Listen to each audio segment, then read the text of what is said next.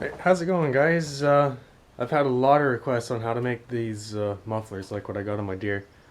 So that's what today's video is going to be about. So, as you can see, I got basically the muffler. The whole exhaust is done on this. It's painted and all that. So basically, I drew up. Hopefully, you can see that. I drew up the design on how to do them, and as you can see, you have your inlet here. And then basically this is all one pipe that goes in, and then on half the pipe, it's easier, you'll see it later in the video, but basically you drill a bunch of holes in it. Those are going to be basically your baffles. Now this muffler here is actually different from what I got on the Deere. On the outlet side here, you can see I got the same thing as what's on the inlet. I'm going to drill holes in the pipe on this one because I want this one quieter. But on the Deere, I actually, where this line is, I completely cut that out so that the pipe is open. And that just makes it a little bit louder, and then I used 1/2-inch holes here that the exhaust goes through.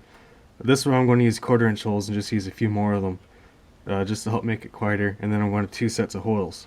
So this one, it's going to be for the Sears. It's going to be like a rescue, not really, well yeah, kind of like a rescue, but like a recovery tow tractor. I'm going to build a stinger that goes on the back. If you guys are having trouble picturing what I'm talking about, go check out 500 Passwords. He's got I'm not sure what year it is. It's a Sears Suburban. He basically built a record to go on the back, and it's got a stinger, and he can basically drive the tractor onto the stinger, pick it up, and then drag the tractor around using the Suburban. But anyways, back to the mufflers. And then this is basically your end view, and basically along here it's just one big cap that falls along here, and then you have your outlet pipe here, which is that. And the front looks pretty much the same. It's just reversed. So other than that, it's simple to build, and other than that, it's not that hard. So let's get down to business. Alright guys, I got the pipes all cut out, and then you can kind of see, I picked a really bad color to mark this out with, but you can kind of see I got silver paint marker on, which is really bad. You can see it there. Just marking out basically this line here. So basically there's where is it? Right here, this box. This is where all the holes are going to be, and then same with this one. Now you can kind of see where the lines are there. That shiny part. But basically within that square, that's where you drill all your holes. So yeah, I'm all ready to drill those holes now. So let's get down to it.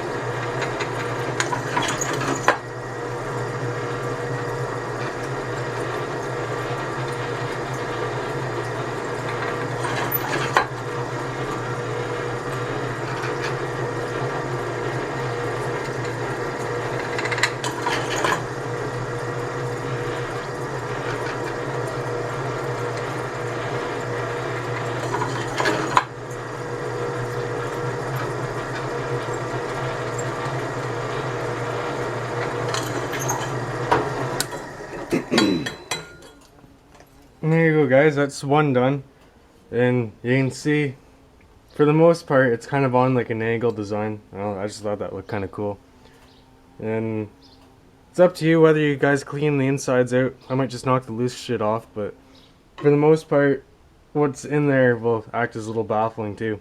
But I'll just knock the loose stuff off with just a rat tail file. So that's your first one done.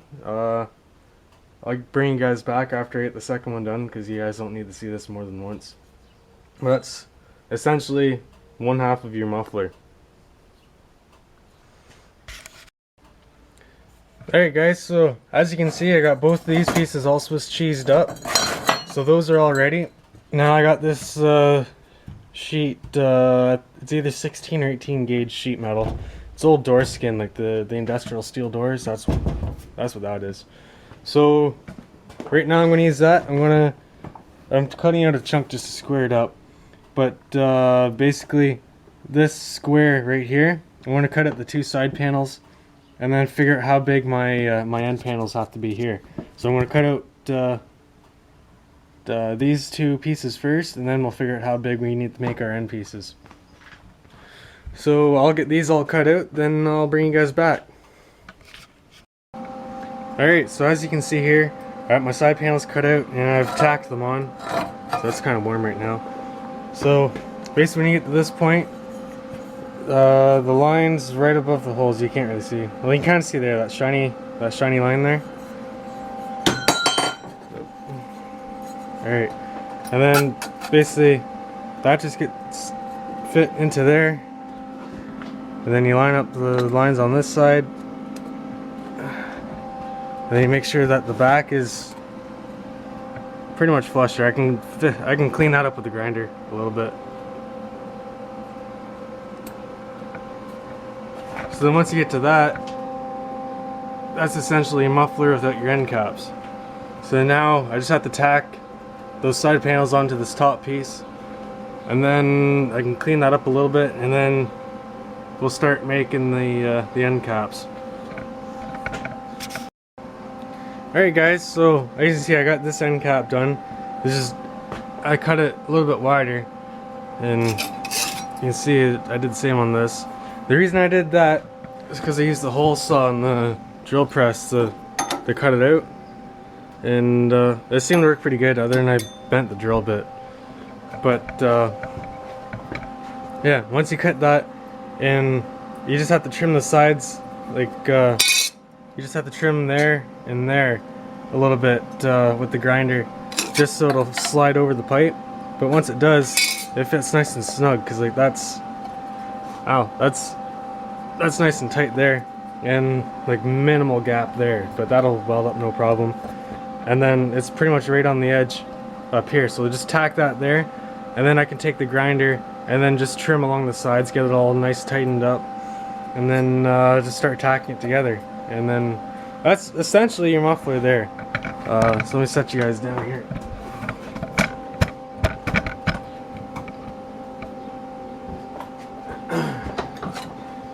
And then that's pretty much what the inside looks like there. And I just got to trim the edge there. Just make sure everything's nice and flat. But that's basically what the inside of the muffler looks like on this one. The ones I made for the Deere are a little bit different. Basically this baffle here was not there. So the way I made them on the Deere, I used 1/2-inch holes just for a little bit bigger, just to keep the noise, like make it a little bit noisier. And then where these baffles are, that's completely cut out. So basically the exhaust goes in here, out those holes, into a chamber, and then out the exhaust side. So same design, like they'll look identical from the outside, but this one should be a little bit quieter, I hope. As long as my design works, it should be a little quieter.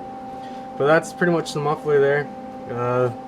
Just gotta trim everything up, just make everything fit a little nicer, and then start tacking it together.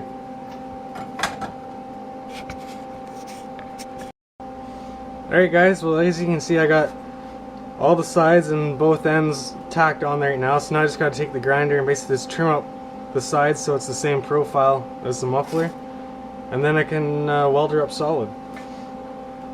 So I'll talk to you guys in a minute.